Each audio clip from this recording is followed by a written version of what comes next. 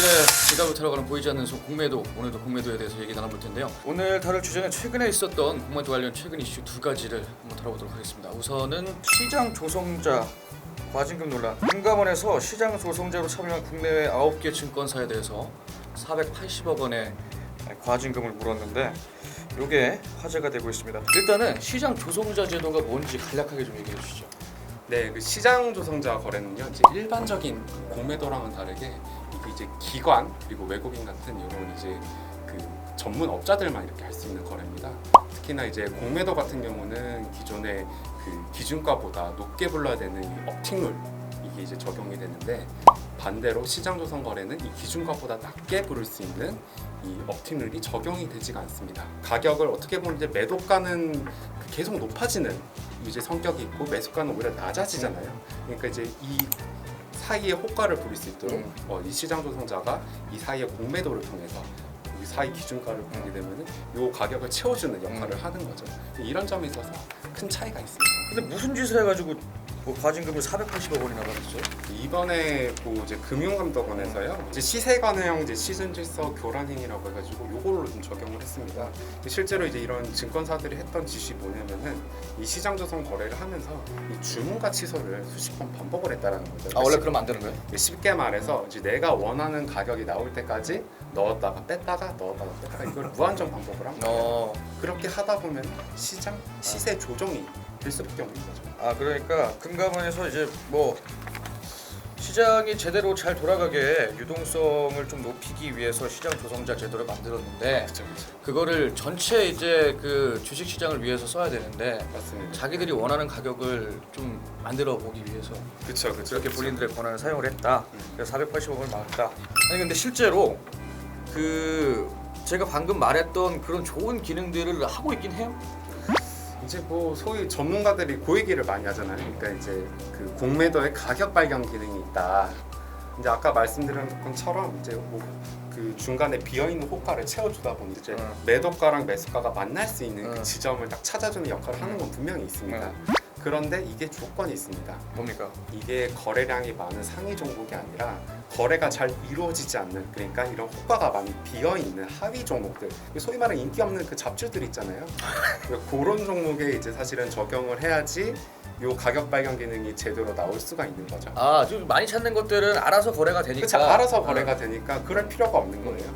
자, 그러면은 이번에 정부가 금감원에서 한 조치가 과연 어떤 그 실효성이 있는가? 최근에 이제 공매도 금지 기간 중에도 마찬가지였지만은 이 상위 종목들에 대해서만 이 시장 조성 거래를 예외적으로 열어놨다라는 거죠. 네. 근데 제가 이제 방금도 말씀드렸다시피 이 기본적으로는, 그러니까 원래 취지는 시장 조성 제도라는 게 하위 종목, 그러니까 이제 유동성이 잘 공급되지 않는 이런 종목들에게 가격을 찾아주고 투자자를 유치할 수 있도록 이 도와주는 역할을 하는 거거든요. 근데 반면에 상위 종목, 그러니까 거래량이 많은 종목들 같은 경우에는 이미 시장에서 기준가가 형성이 돼 있다라는 거죠. 근데 이런 식으로 반복을 주문을 넣었다가 뺐다가 하게 되면은 결국은 현물 가격에 타격을 줘서, 그러니까 주가를 낮추는 역할을 받게 할 수 없기 때문에 굳이 안 해도 되는 데서 안 해도 되는 건데 좀 이렇게 돌아가고 있는 거죠.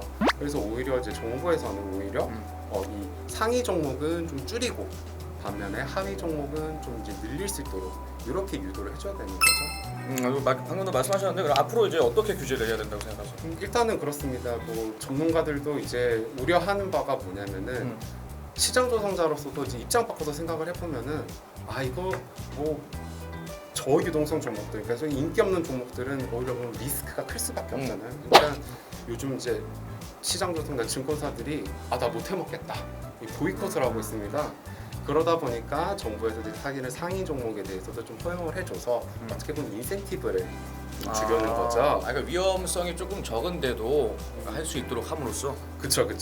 상위 종목들 같은 경우는 분명히 주가에 타격을 줄 수 있기 때문에 첫 번째로는 이 그 시장 조성자 계약이나 혹은 뭐 유동성 공급 계약 같은 경우에는 주주총회의 동의를 받아서, 그러니까 정말 필요한 경우에 주주들이 판단을 해서 이게 정말 필요하다, 우리 기업의 투자 유치를 위해서는 이 계약이 필요해, 이 동의를 받아야 된다는 거죠. 근데 현재 지금 정부에서는 문제가 관치금 형식으로 무조건 해, 까라면 까, 해, 이런 식으로 하다 보니까 사실 민간에서 이게 동의가 돼야지 이 거래가 자연스럽게 이루어질 수가 있는데 현재 그렇지 않다라는 거죠. 그리고 금융회사나 뭐 거래소도 마찬가지입니다. 이 계약에 따라서 정해진 범위 내에서 그 허용된 호가만 제출을 하고 물량도 마찬가지로 그 범위 내에서 이제 제출을 해야지 무차익 공매도가 안 되는 거잖아요. 이런 거를 조금 더 이제 공정하게 또 투명하게 운영할 수 있도록 이 저가 유상 중개를 통제할 필요성이 있는 거죠. 네. 그리고 마지막으로 정부도 마찬가지입니다. 결국은 이제 민간 투자 계약이라는 거는 억지로 이게 정부가 투자하라고 해서 그러니까 뭐 투자자들이 호구도 아니고 누가 투자하겠습니까? 시장에서 자연스럽게 이렇게 네. 될 수 있도록 다만 정부는 이제 이런 불법이나 불공정 거래가 있으면 네. 그것만 딱딱딱 규제를 해주시면 된다라는 거죠. 시장 조성자라는 게 시장을 활성화시키라고 업팀률이라는 그 예외를 주는 네.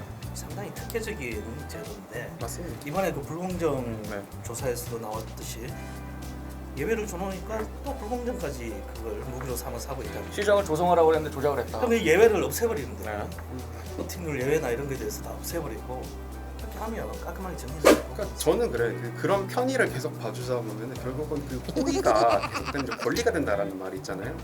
그거를 조금 이제 조심해야 되지 않나. 그 생각을